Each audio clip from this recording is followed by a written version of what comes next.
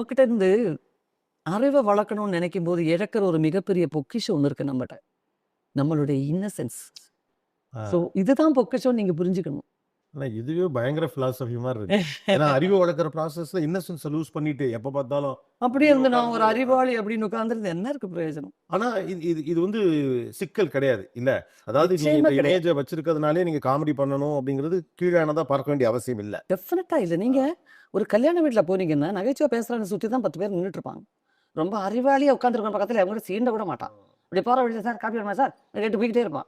அதாவது கொஞ்சம் நீங்க நல்லா அறிவு சிரிச்சு சிரிக்க வச்சுட்டு இருக்கிறவன் பக்கத்துல ஒரு 10 பேர் உட்கார்ந்து, என்ன அறிவு என்னமோ சொல்றாரு அப்படின்னு போய் நிப்பாங்க.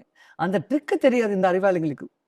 ஆக்சுவலா கொஞ்சம் காமெடியா இருந்துட்டா people will take it for கிராண்டட்ங்கிற ஒரு பயம் இருக்கு. கிடையவே கிடையாது. காமெடி பண்றவங்களுக்கு கோவம் வந்து பார்த்தது கிடையாது இவங்க. அதனால தான் இந்த அறிவாளி கோவப்படுறத விட பின்னி எடுத்துருவாங்க. எனக்கெல்லாம் கோவம் தான் எனக்கே கண்ட்ரோல் பண்ண முடியாது கோபி. ஆஹா. நான் என்னையே என்னால கண்ட்ரோல் பண்ண முடியாது. அப்புறம் வாக் அவுட் தான்.